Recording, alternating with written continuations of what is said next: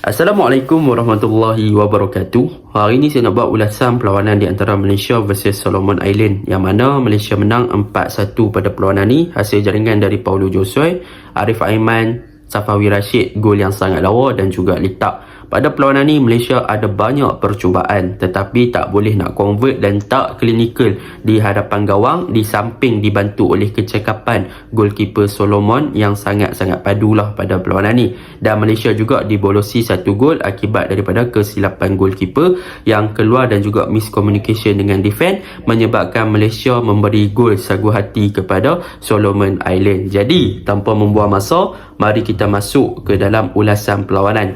Untuk ulasan perlawanan kali ini, saya akan mulakan dengan Malaysia.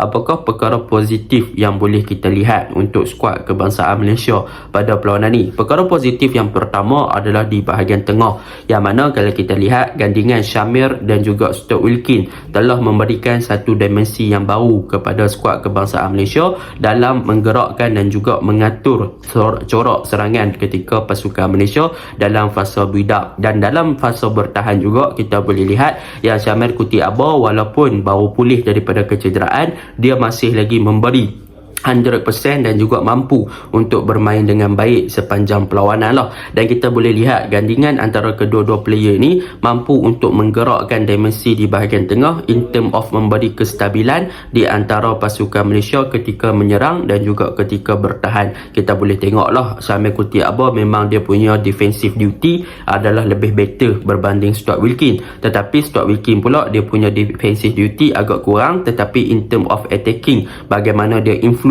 gerakan serangan, bagaimana dia bawa bola ke bahagian hadapan, dia memang sangat-sangat berbahaya sebagai pemain nombor 8, terutamanya apabila berhampiran dengan di box pasukan lawan. Semalam dia ada dua percubaan, satu ditepis oleh goalkeeper dan satu sedikit tersasar. Ini membuktikan sekiranya Syamir Kuti Aba boleh bermain lebih ke bawah ataupun lebih deeper untuk bertindak sebagai defensive midfielder ataupun pivot, maka membolehkan Stuart Wilkin untuk naik lebih tinggi dan juga untuk involve dengan gerakan serangan pasukan Malaysia di kawasan tengah dan memberikan kelebihan kepada Stuart Wilkin untuk melakukan percubaan-percubaan ke arah gawang pasukan lawan. Dan benda inilah yang berlaku pada perlawanan semalam, yang mana kedua-dua player ni boleh untuk bertindak dan juga untuk involve dengan gerakan serangan dan juga memberi kestabilan kepada bahagian tengah pasukan Malaysia.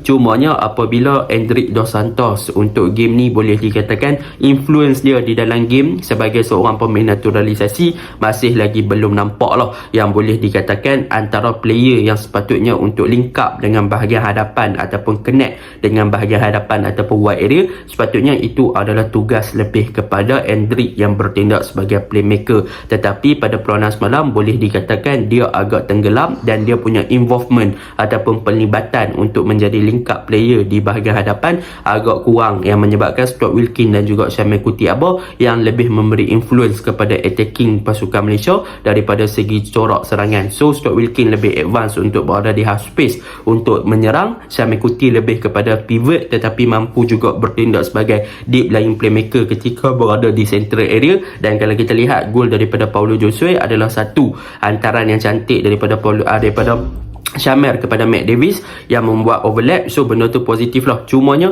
kehadiran ataupun pemain yang diperlukan di bahagian tengah untuk connect antara ketiga-tiga midfield ni masih lagi belum dijumpai lah. Kemungkinan kalau Endrick dikeluarkan digantikan dengan litak, mungkin akan jadi lebih better combination di bahagian tengah. Tetapi Stuart Wilkin dengan Syamir memang boleh bagi pujian. Endrick dia masih lagi perlu untuk step up the game lah, untuk buktikan yang dia mampu untuk jadi player yang mampu memberi influence dan juga menggerakkan serangan di bahagian tengah dengan lebih baik daripada segi create chance ataupun gerakan penetration yang bagus daripada segi passing dan sebagainya. Itu yang pertama. Yang kedua, apa yang boleh saya puji adalah daripada defense. Sebenarnya untuk game ni, defense yang boleh saya puji adalah right back dan juga left back, iaitu Matt Davis dan juga Koh Bee Ong. Kalau kita lihat daripada penlibatan ketika fasa build-up, Malaysia lebih kepada pembinaan back 3, iaitu Matt Davis, Feroz sebelum digantikan Dominic Tan dan juga Syahrul Saad. Ketiga-tiga player ni akan membentuk back 3 di belakang dan mereka akan push Koh Bee Ong dalam transisi ketika menyerang. Koh Bee Ong akan stay high ataupun advance lebih ke hadapan untuk cover up dan juga di wide area dan juga untuk hold the touchline lah. Manakala Faisal Halim dia akan lebih masuk ke bahagian tengah untuk menjadi inverted winger bagi membantu Paulo Josue yang diletakkan sebagai posisi nombor 9 ataupun sebagai top striker lah yang ditarget oleh pasukan Malaysia daripada segi attacking untuk mencari Paulo Josue di dalam di box. Jadi kita boleh lihat lah bagaimana right back dan juga left back pasukan Malaysia dalam posisi walaupun bermain dalam back 3 ketika fasa menyerang. Sebenarnya Malaysia memerlukan kedua-dua player iaitu Matt Davis dan juga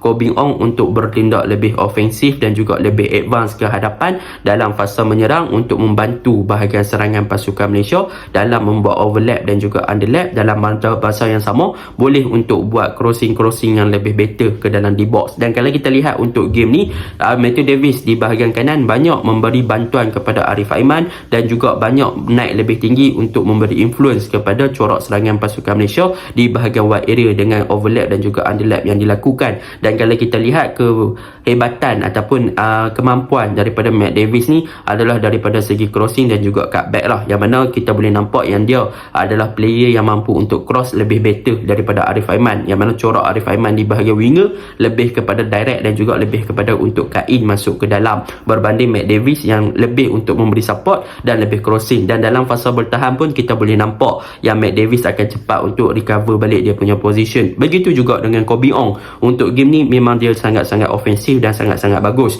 untuk bergerak untuk cover up bahagian wide area, dan dalam pada masa yang sama dia cepat untuk recovery ketika counter attack. Kita boleh nampak lah yang ada beberapa gerakan counter attack yang cuba dilakukan oleh Solomon Island berjaya untuk dipintas oleh Koh Bee Ong dalam masa yang tepat. Kalau tak, peluang tersebut boleh dikonvert kepada gol, tetapi Koh Bee Ong berada di posisi yang tepat untuk recover balik. Jadi boleh saya katakan influence daripada right back dan juga left back pasukan Malaysia untuk game ni memang sangat-sangat positif lah, yang mana right back Malaysia bertindak dengan sangat cemerlang dan juga left back bertindak dengan sangat cemerlang in term of defending dan juga in term of attacking. So benda ni positif side lah untuk pasukan Malaysia, dan benda tu positif lah untuk skuad kebangsaan Malaysia dalam fasa menyerang dengan penlibatan daripada fullback yang ofensif dan juga boleh untuk recover balik mereka punya position bagi bertahan. Itu untuk right back dan left back. Dan kalau kita lihat di attacking ataupun di fasa menyerang, Malaysia menggunakan 3, iaitu Paulo Josue, Arif Aiman dan juga Faisal Halim. Untuk kanan dan kiri,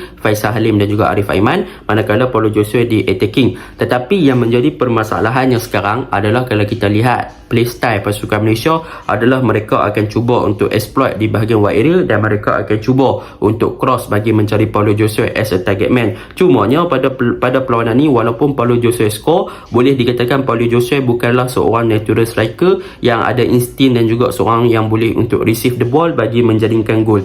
Jadi benda tu agak complicated bagi pasukan Malaysia. Sebab apa? Sebab mereka banyak penetrate di bahagian wide area, mereka cross, end up mereka tak boleh nak score gol, padahal benda tu adalah clear chance. Contohnya macam perlawanan semalam, Paulo Josue boleh dikatakan ada beberapa hantaran-hantaran yang tepat dilakukan kepada beliau, tetapi beliau tak boleh nak finish, tak boleh nak execute peluang tersebut disebabkan beliau bukanlah natural striker. Jadi dalam fasa menyerang ni, Arif Aiman, Faisal Halim, Ahyar Rashid, Lita even masuk pun dah positif. Tetapi in term of striker, Paulo Josue walaupun skor 1, dia masih lagi belum sesuai untuk bermain di bahagian striker ataupun nombor 9. Mungkin Panggun akan cari solution yang lebih better. Mungkin Arif Aiman push pin nombor 9, Paulo Josue kembali pada midfield, letak cover kiri, Faisal Halim cover kanan dan sebagainya.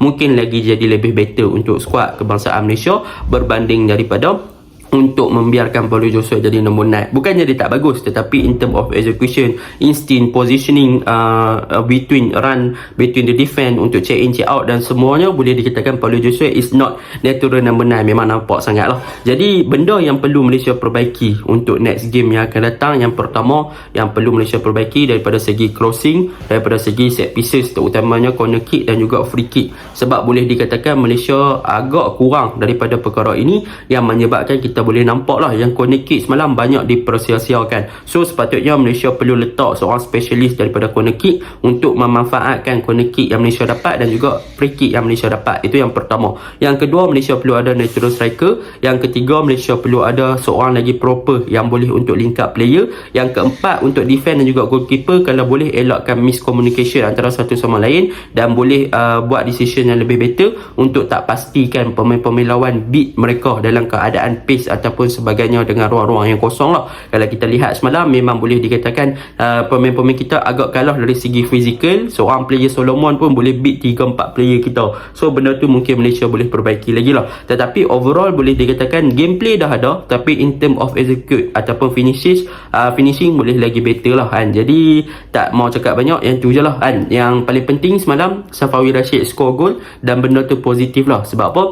Sebab Safawi dapat balik momentum dan dia dapat balik performance yang bagus. So dia boleh score goal world class pula tu. Litak pun dia masuk, dia bagi influence yang baik daripada segi crossing. Corner kick pun jadi lagi better. Cumanya tak ada orang yang nak boleh challenge dalam era duel sajalah. So banyak benda yang Malaysia kena perbaiki sikit lah lepas ni nak lawan Papua New Guinea kan. Sebab apa? Sebab Solomon Island pun player profesional mereka bukannya banyak, seorang je. So bagi saya agak kecewa, tetapi keputusan positif. And so mengharapkan Malaysia kena step up the game lagi lah lepas ni. Itu je lah. Assalamualaikum.